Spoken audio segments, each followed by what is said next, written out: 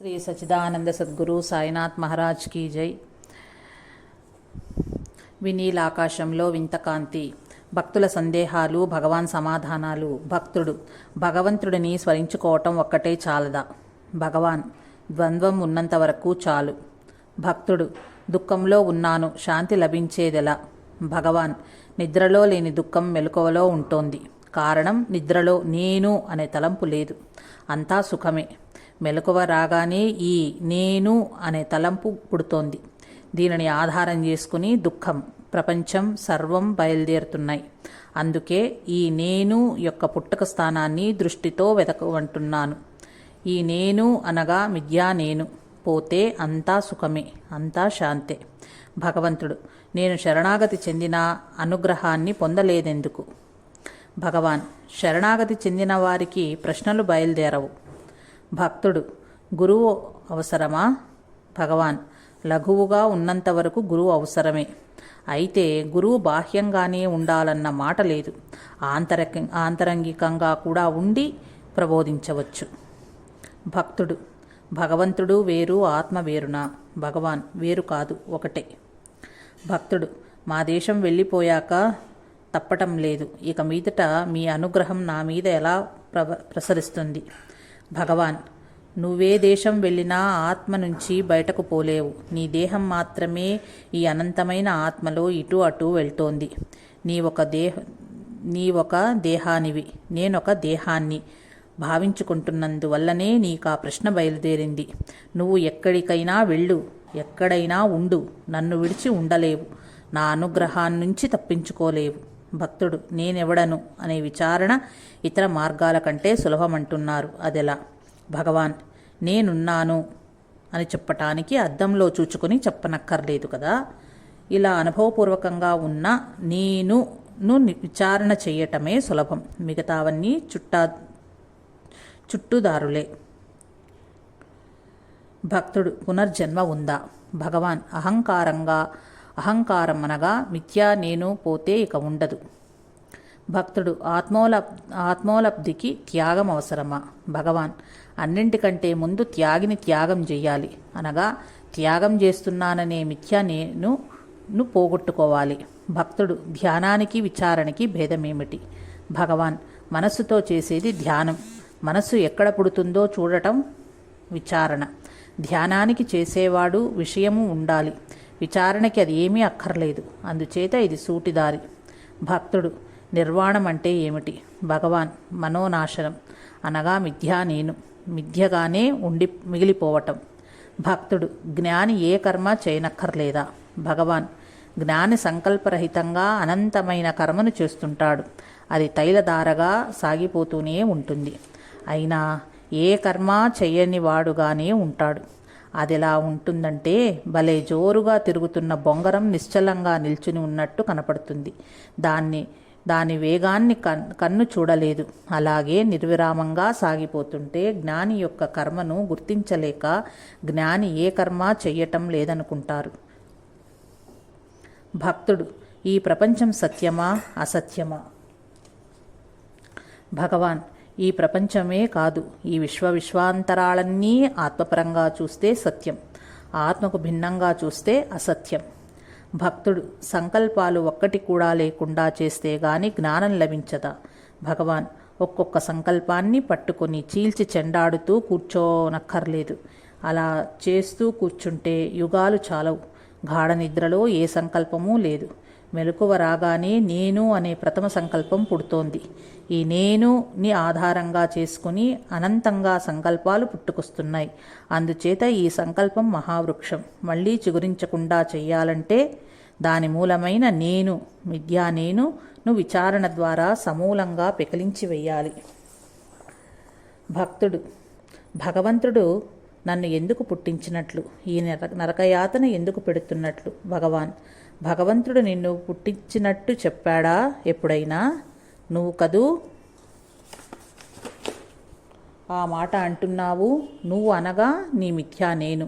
దాన్ని అదృశ్యం చెయ్యి మొదట్లో, అప్పుడు ఏ ప్రశ్నలు బయలుదేరవు. భక్తుడు సహజ సమాధిలో ఉన్న వ్యక్తికి కత్తితో కోసిన బాధ తెలియదా? భగవాన్ శారీరకమైన బాధలు, ఇతర బాధలు అన్నీ మనస్సుకే. సహజ సమాధిలో ఉండే జ్ఞానానికి మనస్సు ఉండదు. మనోనాశనం అయితే గాని సహజ సమాధి అలవడదు. అందుచేత జ్ఞాని సర్వదా సచ్చిదానంద సాగరములో మునిగి తేలుతుంటాడు. ఆ కారణంగా జ్ఞానికి శారీరక బాధలు స్వప్నతుల్యాలు. భక్తుడు ఆధ్యాత్మికాభివృద్ధికి గురువు అనుగ్రహం తప్పనిసరా? భగవాన్ తప్పనిసరే. గురువు అన్నా ఆత్మ అన్నా ఒక్కటే. భక్తుడు కర్మజాలంలో చిక్కి ఉక్కిరి బిక్కిరి అయిపోతున్న నాకు తరుణోపాయం ఏమిటి? భగవాన్ కర్త లేకుండా కర్మ ఎక్కడ ఉంటుంది? ఆ కర్తను అన్వేషించు. అప్పుడు కర్మ దానంతటదే ముగుస్తుంది.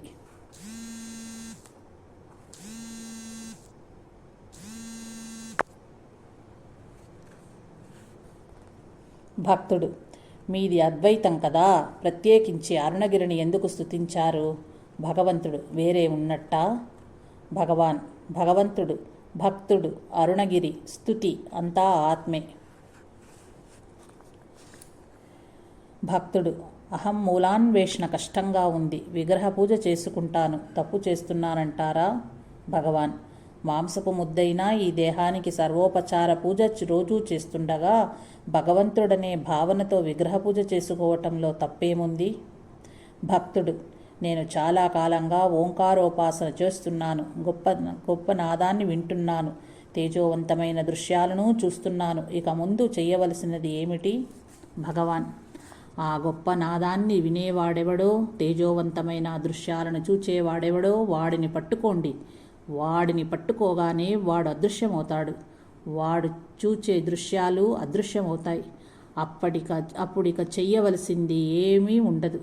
అద్వితీయమైన ఆత్మానుభూతిలో కలకాలం ఉండిపోతారు. భక్తుడు నేను మిథ్య అయినప్పుడు ఇక ఈ మిథ్య నేను నాశనం చేసేదెవరు? భగవాన్ నిజమైన ఒకే ఒక నేను, ఆ మిథ్యా నేనును మింగేసి తానుగా మిగిలిపోతుంది. భక్తుడు భగవంతుడు సాకారుడా నిరాకారుడా? భగవాన్ నీకు దేహం ఉంటే భగవంతుడికి ఉంది, నీకు లేదనుకుంటే భగవంతుడికి లేదు.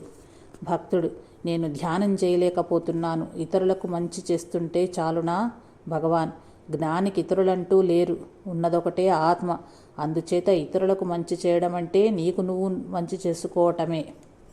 భక్తుడు యోగుల మార్గానికి ఈ మార్గానికి తేడా ఏమిటి? భగవాన్ యోగి తన మనస్సును ఆత్మలోనికి బలవంతంగా నెట్టజూస్తాడు. గొడ్ల కాపరి గొడ్డును కర్రతో కొడుతూ తోలుతూ వెళ్తున్నట్టు. ఇక్కడ అలా కాదు, మనస్సును సౌమ్యంగా తీసుకెళ్తాడు. పచ్చగడ్డిని చేత పట్టుకుని గొడ్డును తనతో తీసుకువెళ్తున్నట్లు. భక్తుడు కర్మకు అకర్మకు వ్యత్యాసమేమిటి? భగవాన్ అహంకారం ఉన్నంత వరకు చేసేది కర్మ, అది పోయిన తర్వాత చేసేది అకర్మ. భక్తుడు ఆధ్యాత్మికాభివృద్ధికి సర్వసంగ పరిత్యాగం అవసరమా? భగవాన్ అహంకారాన్ని త్యజించటమే అసలు సిసలైన త్యాగం. భక్తుడు ఆనందం యొక్క స్వభావం ఏమిటి? భగవాన్ ఆనందం బాహ్యంగా అనగా సిరి సంపదలతో ఉన్నదనుకుంటే ఆ సిరి సంపదలు వృద్ధితో పాటు ఆనందం పెరగాలి, వాటి వ్యయంతో పాటు తరగాలి. అవి పూర్తిగా క్షీణించిపోతే ఆనందం కూడా పూర్తిగా క్షీణించిపోవాలి. కానీ మానవుని యొక్క అనుభవం ఏమిటి? గాఢ నిద్రలో ఉన్నప్పుడు తనకు సిరి సంపదల ధ్యాస, చివరికి దేహ ధ్యాస కూడా లేదు. అప్పుడు అతనికి ఆనందం లేదా? ఉంది. అందుకనే ప్రతివాడు గాఢంగా నిద్రపోవాలని చూస్తాడు. ఆ గాఢ నిద్రలోని హాయిని అనుభవించటానికి అందుచేత పర్యవసానం ఏమిటంటే ఆనందం బాహ్యంగా లేదు, నీలోనే ఉంది. అదే ఆత్మ సచ్చిదానంద రూపం. భక్తుడు భయాన్ని జయించడం ఎలా? భగవాన్ భయం అనేది ఒక భ్రమ, అంతా ఆత్మే కదా. ఆత్మకు అన్యంగా ఏదైనా ఉంటే దానికి భయపడాలి.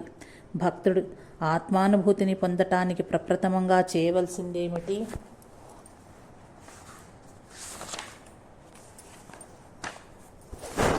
భగవాన్ ఇంద్రియ నిగ్రహం. భక్తుడు స్త్రీవాంఛ పోయేదెట్లా? భగవాన్ నీ ఒక పురుష దేహాన్ని అనుకుంటే ఆమెదొక స్త్రీదేహంలా కనపడుతుంది. కానీ నువ్వు దేహానివి కాదు, ఆత్మవు. ఆత్మలో స్త్రీ పురుష భేదం లేదు. ఇక స్త్రీవాంఛ ఎక్కడ ఉంది? భక్తుడు పరమేశ్వరుడికి ప్రియమైనది భగవాన్ నీ విధిని నీవు సక్రమంగా నిర్వర్తించటం.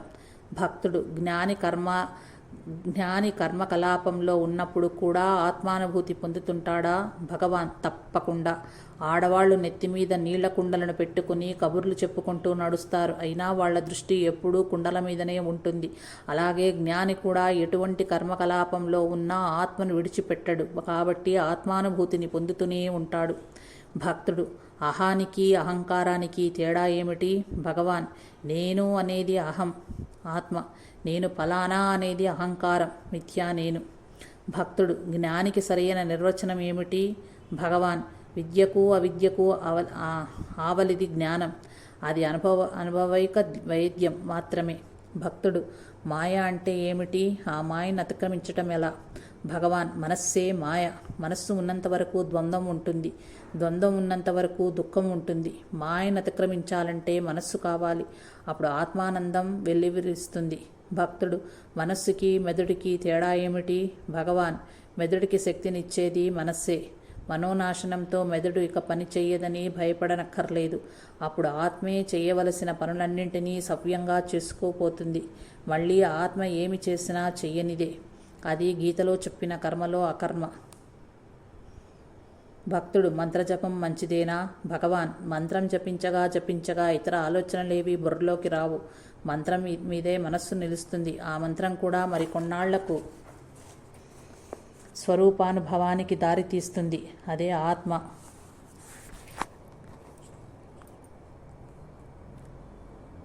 భక్తుడు అందరికీ ముక్తి రావడం కోసమే నేను పాటుపడతాను, నాకా ముక్తి రాకపోయినా పర్వాలేదు అన్నాడొక మహాత్ముడు. ఎంత గొప్ప మనసంటారు ఆయనది. భగవాన్ ఇదెలా ఉందంటే తీయటి కల కంటున్నవాడు అందరినీ మేల్కోనివ్వండి, నేను మేల్కోకపోయినా పర్వాలేదు అన్నట్టుంది. భక్తుడు ఈ మనస్సు పరుగులకు అంతమెప్పుడు? భగవాన్ నది సముద్రంలో కలిసే వరకు ప్రవహిస్తూనే ఉంటుంది. అలాగే మనస్సు కూడా ఆత్మలో లీనమయ్యే వరకు పరుగులు పెడుతూనే ఉంటుంది. భక్తుడు నేను చాలా గ్రంథాలు చదివాను, అయినా నా మనస్సు ఆత్మయత్తం కావటం లేదు. ఎందుచేత? భగవాన్ ఆత్మ నీలో ఉంది కానీ గ్రంథాలలో లేకపోవటం చేత. గ్రంథాలు నువ్వు ఏమి చెయ్యాలో చెప్పి ఊరుకుంటున్నాయి, అంతటితో వాటి బాధ్యత తీరిపోయింది. భక్తుడు ఆత్మ మనస్సును దాటి ఉందంటున్నారు, మళ్ళీ ఆత్మను మనసుతోనే పట్టుకోవాలంటున్నారు. ఈ రెండింటికి సమన్వయం ఎలా కుదురుతోంది? భగవాన్ అవును, ఆత్మను మనస్సుతోనే పట్టుకోవాలి, అయితే సంకల్పాలతో కూడిన మనస్సుతో కాదు, ఏకాగ్రమై అంతర్ముఖమైన మనస్సుతో. ఇక్కడ గ్రహించవలసింది ఏమిటంటే ఒక వ్యక్తి తనకు అన్యంగా ఉన్న వస్తువును పట్టుకోవటం వంటిది కాదు. ఆత్మను పట్టుకోవటం అంటే లోచూపుతో మనస్సు తన జన్మస్థానమైన ఆత్మను కనుగొని అందులో లీనమైపోవటం. భక్తుడు ఆత్మానుభూతి పొందటానికి ఎంతకాలం పడుతుంది? భగవాన్ అది సాధకుని పరిపక్వత మీద ఆధారపడి ఉంటుంది. తుపాకీ మందు నిప్పురవ్వ తగలగానే పేలిపోతుంది. బొగ్గులు మండటానికి కొంత వ్యవధి పడుతుంది. ఇక్కడ ఒక ప్రత్యక్ష నిదర్శనం. పశ్చిమ గోదావరి జిల్లా తణుకు పట్టణానికి సమీపంలో వేల్పూర్ అనే గ్రామం ఉంది. ఆ గ్రామంలో వల్లూరి వెంకటరావు గారు అనే భూస్వామి ఉన్నారు. వీరి సతీమణి దైవభక్తులు. వీరి కుమారులలో 16 సంవత్సరాల వయసు బాలుడు. శ్రీ రమణ భగవాన్ దివ్యదర్శనాలు పొందిన భాగ్యశాలి. శ్రీ శివప్రకాశం పిళ్ళే రచన నేనెవడను అనే చిన్న పుస్తకాన్ని చదివి ఆ క్షణంలోనే అనూహ్యమైన వర్ణనాతీతమైన ఆవేశానికి లోనై వారి కొబ్బరి తోటలోనే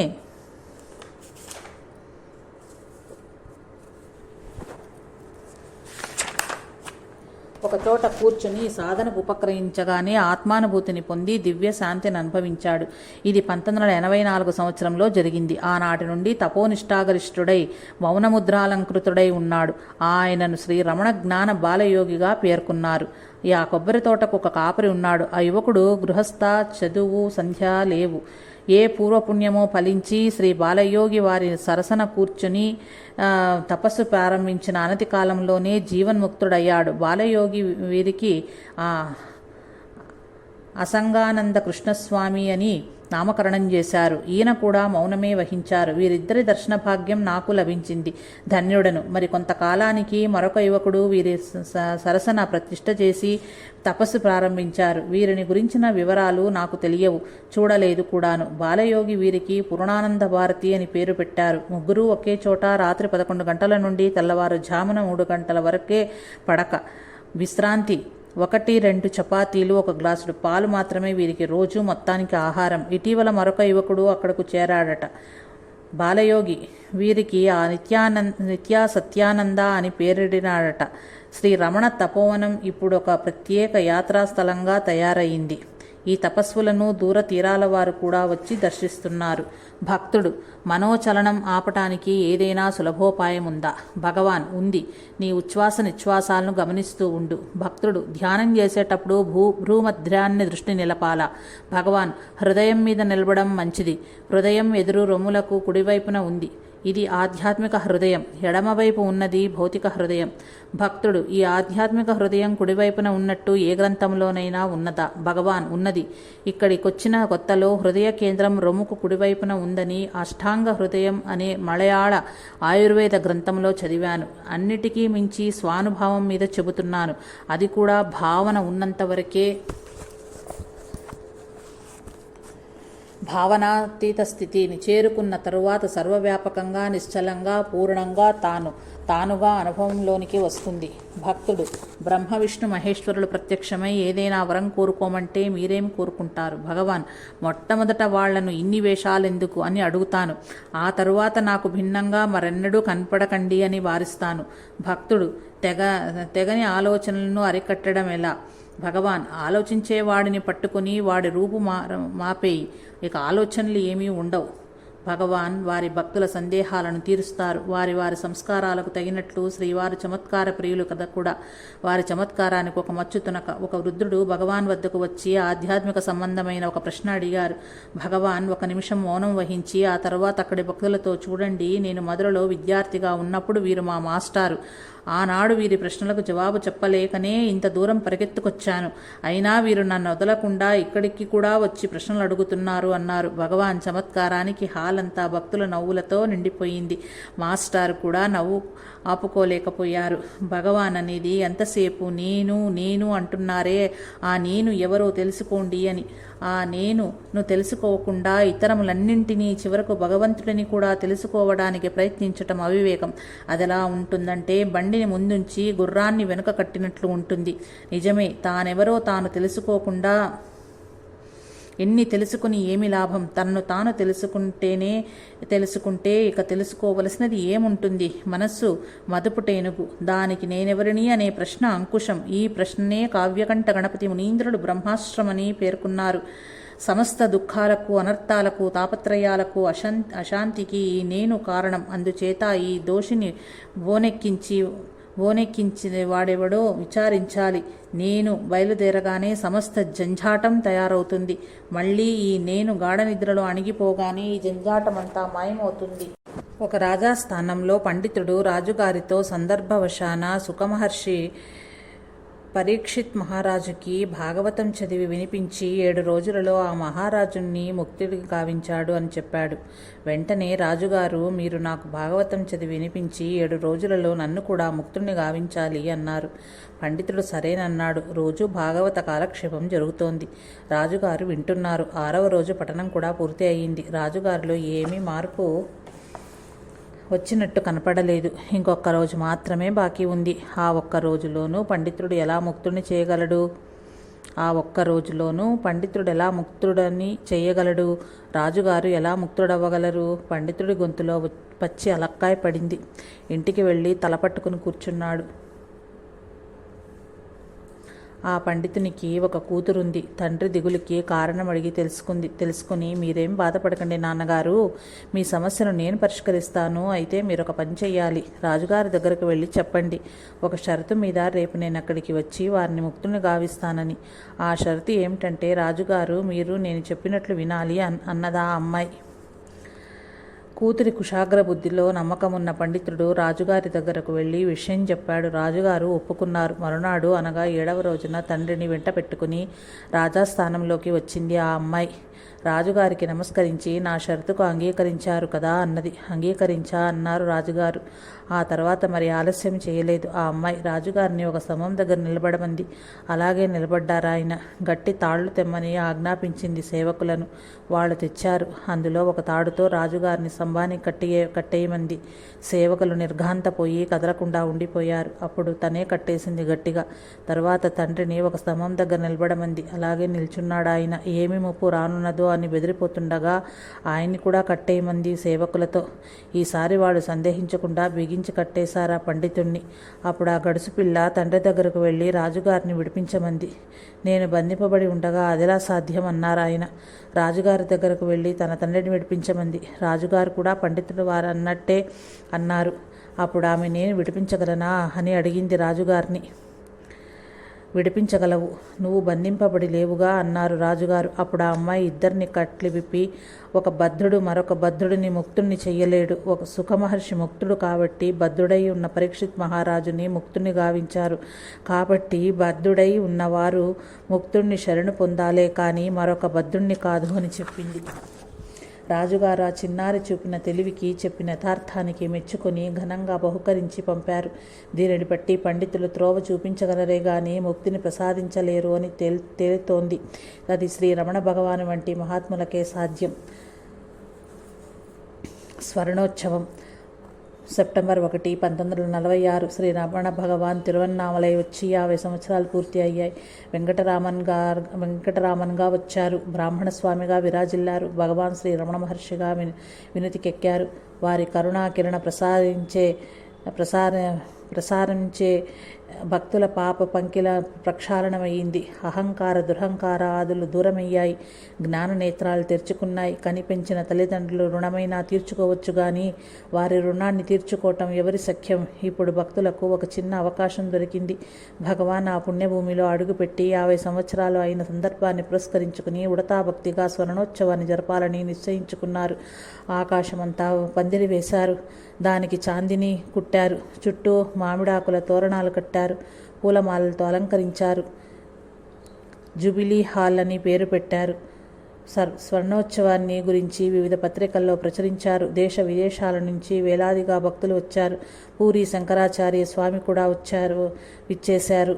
ఊళ్ళో వాళ్ళు, పరిసర ప్రాంతాల నుంచి వచ్చిన వాళ్ళు, మొత్తం మీద భక్తులతో జూబిలీ హాల్ కళకళలాడింది. తెల్లవారుగానే కార్యక్రమం ప్రారంభమైంది. భగవాన్ను మంగళవాయిద్యాలతో ఆహ్వానించి ప్రత్యేకంగా అలంకరించిన వేదిక మీద ఆసనను గావించారు. విశ్వాసాన్ని పాలించే విశ్వేశ్వరుడు కౌపినధారి అయి దివి నుండి భూమికి రాగా వారికి హడావుడి నచ్చుతుందా? అయినా వారు కిమ్మనకుండా కిమ్మనడానికి వీలు లేదు. భగవాన్ భక్తవత్సలుడు కదా. అరుణాచలేశ్వర ఆలయ నిర్వాహకులు ఆలయ ఏనుగును చక్కగా అలంకరించి తీసుకొచ్చారు. ఆ మత్తేభం భగవాన్ పాదాల ముందు మోకరిల్లి నమస్కరించింది. పుణ్యస్త్రీలు పాటలు పాడి హారతలిచ్చి భగవాన్కు క్షీర కలశాన్ని సమర్పించారు. ఆ తర్వాత వేదపఠనము, భజనలు, స్తుతులు, కీర్తనలు, పద్యాలు, గీతాలు, వ్యాసాలు, ఉపన్యాసాలు, పాట కచేరీలు, ప్రసాదాలు, సన్మాన పత్ర సమర్పణ. ఒకటేమిటి, ఆ రోజంతా ఒకటే కోలాహలం. భక్తుల ఉత్సాహం, పారవశ్యం వర్ణనాతీతం. బ్రహ్మాండంగా అన్నదానం జరిగింది. కార్యక్రమం ముగిసింది. భక్తులకు ఏదో కాస్త తృప్తి కలిగింది. అవతార విరమణ. ఒకనాటి సాయంత్రం భగవాన్ దేహం దేదీప్యమానంగా వెలిగిపోతోంది. భక్తులు చూచారు, విస్మయం చెందారు. వారిలో వారు గుసగుసలాడుకున్నారే కానీ కారణమేమిటో తెలుసుకోలేకపోయారు. తెల్లవారేసరికల్లా తెలిసిపోయింది. క్రిందటి రాత్రి ఎచ్చమ్మాళ్ పరమపదించింది. భగవాన్ దర్శనం చేసుకున్న క్షణాన్నే వారికి ఆర్పణం అయిపోయి సుమారు 40 సంవత్సరాలు ఏ రోజు తప్పక భిక్ష తెచ్చి వారి సేవ చేసిన ఎచ్చమ్మాళ్ భగవాన్లో లీనమైంది. అదే భగవాన్లో ప్రస్ఫుటమైన తేజస్సు కారణం. పాపం ఎచ్చమ్మాళ్ పోయిందా అని భక్తులు అన్నప్పుడు భగవాన్ నాకు పోవాలని ఉంది కానీ ఇంకా సమయం రాలేదే అన్నారు. ఆ మాట వినగానే భక్తులు కంపించిపోయారు. భగవాన్ తన నిర్వాణ్యాన్ని నిర్వాణాన్ని సంకల్పించుకున్నారేమోనని అనుమానపడ్డారు. వారి అనుమానం నిజమయ్యేటట్టే ఉంది. భగవాన్ ఎడమ భుజం దిగువన ఒక చిన్న గడ్డ బయలుదేరింది. ఆయుర్వేద వైద్యులు ఏవో కట్లు కట్టినా తగ్గలేదు. ఇంగ్లీష్ డాక్టర్లు ఆపరేషన్ చేయాలన్నారు. భగవాన్ అదెలా వచ్చిందో అలాగే పోతుందిలేండి, దాని జోలికి మనమెందుకు పోవడం అన్నారు. అయినా ఊరుకోలేదు డాక్టర్లు. ఆపరేషన్ చేశారు. తగ్గినట్టుగానే తగ్గి మళ్ళీ సెలవేసుకొచ్చింది. అప్పుడు అది సార్కోమా అనే మొండి క్యాన్సర్ వ్యాధి అని తేల్చారు ఆంగ్లేయ బిషగర్వులు. దానితో కొంతమంది కొమ్ములు తిరిగిన డాక్టర్లు వచ్చి ఆపరేషన్ చేశారు. ఫలితం లేదు. రేడియం సూదులు గుచ్చారు. లాభం లేకపోయింది. తిరిగి ఆపరేషన్ చేశారు. కట్టు విప్పారు. పుండుకు ఎండ తగలాలన్నారు. రక్తం కారుతూనే ఉంది. భక్తులు ఏడవటం మొదలుపెట్టారు. ఆత్మానుభూతితో ధృవీకరించి ఉన్న జ్ఞానికి కత్తితో కోసిన ఆ బాధ స్వప్నతుల్యం మాత్రమే అని భగవాన్ చెప్పారు ఒకప్పుడు. ఇప్పుడు డాక్టర్లు పెడుతున్న చిత్రహింసకి వారు బాధపడుతున్నారో లేక అది వారికి స్వప్నతుల్యంగానే ఉందో అంతా వారికే తెలియాలి. కానీ చూసే భక్తులు మాత్రం కృంగిపోతున్నారు. భగవాన్ డాక్టర్లు ఇక ఈ వ్యాధి నయం చేయలేరు. మా మీద కరుణతో మీరు సంకల్పించుకుని నయం చేసుకోవాలి అని ప్రార్థించారు భక్తులు. సంకల్పించుకోవటానికి మనస్సు కావాలి కదా. ఆ మనస్సు ఏనాడో వచ్చొచ్చింది. ఇప్పటిక నేనేం చేయగలను అన్నారు భగవాన్. మరొకనాడు మరికొందరు భక్తులు అదే ప్రశ్న వేసేసరికి నేను రమ్మన్నానా, పొమ్మన్నెందుకు, నాకొక శరీరం ఉందని, దానికొక చెయ్యి ఉందని, ఆ చెయ్యి మీద గడ్డ లేచిందని మీరంటుంటే వింటున్నాను కానీ నాకు అది ఏమీ తోచటం లేదు అన్నారు. మరొక రోజున మీరందరూ వచ్చినట్లే అది వచ్చింది. ఈ డాక్టర్లందరూ దానికి అన్ని సేవలు చేసి గౌరవిస్తుంటే దానికి పోవాలనే బుద్ధి ఎందుకు పుడుతుంది అన్నారు. భోజనం మానేసి కొన్నాళ్ళయింది. బాగా నీరసించిపోయారు. శరీరం వణకటం మొదలుపెట్టింది. భక్తులు అది చూచి బాధపడుతుంటే తాండవ నృత్యం అన్నారు భగవాన్. తాండవ నృత్యం అన్నారు భగవాన్. నిజమే. వారు చెప్పి మళ్ళీ చెప్పిన విషయం ఒకటే. మనం ఈ శరీరాలం కాదు, మన నిజస్వరూపం అఖండమైన ఆత్మ అని కదా. ఏప్రిల్ 14, 1950 ఆ రాక్షసి పుండు భగవాన్ దేహాన్ని దాదాపు కబళించేసింది. కానీ చిత్రం ఏమిటంటే దేహమంతా శుష్కించిపోయిందో వారి వదనం అంత వికసించింది. ఒక పార్షీ భక్తుడు భగవాన్ సమక్షంలో తమ మత గ్రంథం ఆవేస్తా నుంచి ఉదయం గీతం చదవటం ప్రారంభించాడు. భగవానుకు ఆ భాష ఎలా అర్థమయ్యిందో. సూర్యుడు అస్తమిస్తుండగా ఉదయగీత ఏమిటి అన్నారు. అది ఉదయమే. అయినా భగవాన్ అలా అనగానే వారి అస్తమయాన్ని సూచించినట్లు భక్తులకు అర్థమైపోయింది. రానున్న గడిలకు ఊహించుకుంటూ బాధపడిపోతున్నారు. వారు అస్తమిస్తే మనం అనాథలమైపోమా? శ్రీ రమణాశ్రమం దేవుడు లేని ఆలయం అయిపోదా? తిరువన్నామలై రాముడు లేని అయోధ్యగా మారిపోదా? ఎలా, ఏం చెయ్యాలి అనే ఆలోచనతో సతమతమవుతున్నారు. కర్తవ్యత విమూఢలైపోయి ఆ రమణ దేవుణ్ణి మనస్సులో ప్రార్థించుకుంటున్నారు. మధ్యాహ్నం అయింది. భగవాన్ పరిచారకుల్ని పిలిచి ఇంగ్లీష్లో థ్యాంక్స్ అంటారు. మన భాషలో దానికి సరైన పదం లేదు. సంతోషమని అనవచ్చేమో అంటూ వారి సేవలను అభినందించారు. భగవాన్ సేవ చేసే మహద్భాగ్యం నేటితో సరికాబోలు అనుకుంటూ గుడ్లు నీరు కక్కున్నారు పరిచారకులు. సాయంత్రం అయింది. ఆశ్రమవాసులు సరే భగవాన్ అవసాన దశను గురించి విని దేశమంతటి నుంచి వచ్చి అక్కడ మకాం పెట్టిన భక్తులు సరే. తిరువన్నామలై అంతా కూడా అక్కడే ఉంది. పోలీస్ వారికి, వాలంటీర్లకు ఆ జన సమూహాన్ని అదుపు చేయటం సాధ్యం కాకపోతోంది. వాళ్ళ కన్నీరు, హాహాకారాలు, కొంతమంది మూర్ఛలు అంతా అయోమయంగా తయారయింది. ప్రళయం ఆసన్నమవుతున్నట్టే తోస్తోంది ఎవరికి వారికి. రాత్రి 8 గంటలయింది. భగవానికి ఊపిరి పీల్చుకోవటం కష్టమవుతోంది. పొంగి పొరలి వస్తున్న దుఃఖాన్ని హాలాహలం మింగినట్లు మింగుతూ కొంతమంది భక్తులు అరుణాచల శివ, అరుణాచల శివ, అరుణాచల శివ, అరుణాచల అని పాడటం మొదలుపెట్టారు. 8 గంటల 47 నిమిషాలయ్యింది. ఏ గడియ వస్తుందని భక్తులు అల్లాడిపోతున్నారో ఆ విషమ గడియ రాని వచ్చింది. శ్రీ రమణ భగవాన్ అస్తమించారు. ఆ క్షణంలోనే ఒక తేజోపుంజం వినీల ఆకాశంలో వింత కాంతులను విరజిమ్ముతూ ఈశాన్య దిశగా వెళ్ళిపోయింది. ఎందరెందరో మహాత్ములో ఎంతటి వారో పరమపదించారు. ఎవరి నుండి ఉద్భవించిన తేజస్సు శ్రీ రమణ భగవాన్ నుండి ఉత్పన్నమైన కాంతులు వెదజల్లుతూ ఈశాన్యంగా వెళ్ళిపోయిందని భక్తి పారవశ్యంతో రమణ భక్తులు వ్రాశారు అనే సందేహము కొంతమందికి పుట్టుకురావచ్చు. కానీ అటువంటి సంశయానికి తావు లేదిక్కడ. వారు నిర్వాణమైన క్షణంలోనే ఆ కాంతి పుంజాన్ని అశేష జనము అనేక ఊళ్ళు వారు చూచారు. ఆ మరుసటి దినపత్రికలు పతాక శీర్షికలతో ఈ అద్భుతాన్ని ప్రకటించాయి.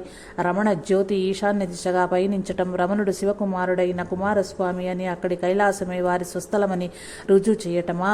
అద్వితీయుడు, అనంతుడు, సర్వవ్యాపి అయిన పరమాత్మకు వేరే ఒక ప్రత్యేక స్థానం అనేది ఉంటుందా?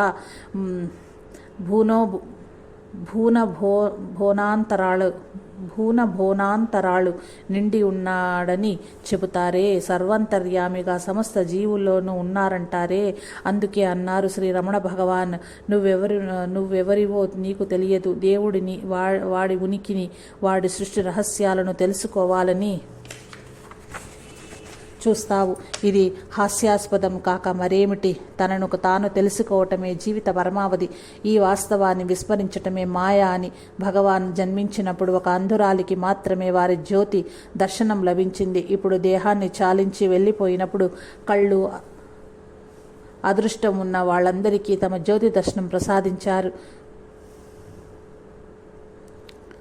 శోక సముద్రంలో మునిగిపోయి శోక గీతాలు, భక్తి గీతాలు, రమణ గీతాలు పాడారు భక్తులు. శూన్యంలో విహరించారు. ఎలాగో ఆ కాళరాత్రి గడిచింది, తెల్లవారింది. మీకెందుకు ఈ దిగులు? మీ రమణుడు దేహాన్ని విడినంత మాత్రాన వారు అక్కడ లేనట్టనా? వారు లేనిదెక్కడ? ఈ తేజస్సు ఎవరిది? మీ రమణ భగవాన్ది కాక మరెవరిది అని ఓదారుస్తూ సూర్యభగవానుడు ఉదయించాడు. వేద ఘోషతో, పంచామృతాభిషేకంతో, చందన కర్పూరాది సుగంధ ద్రవ్యాలతో, పువ్వులతో, విభూతితో శ్రీ రమణ భగవాన్ దివ్య దేహాన్ని సమాధి చేసి సాష్టాంగపడ్డారు భక్తులు. ఆ సమాధి మీద ఒక లింగాన్ని ప్రతిష్ఠించి శ్రీ రమణేశ్వర స్వామి అని నామకరణం చేశారు. కథ కంచికి వెళ్ళలేదు. ఇది అలా వెళ్ళిపోయే కథ కాదు. వారి దేహగతమైన కథ మాత్రమే ముగిసింది.